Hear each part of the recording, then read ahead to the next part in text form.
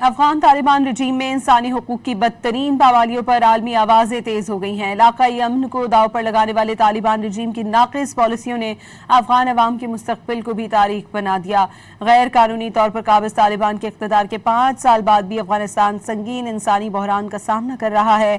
برطانوی نشریاتی ادارے کے مطابق طالبان رجیم نے افغان خواتین کی تعلیم، نقل و حرکت اور آزادی محدود کر دی ہے۔ بھوک کا بحران لاکھوں افغانوں کو متاثر کر رہا ہے۔ افغان عوام کو طبی سہولتوں کی کمی کے باعث شدید مشکلات کا سامنا ہے۔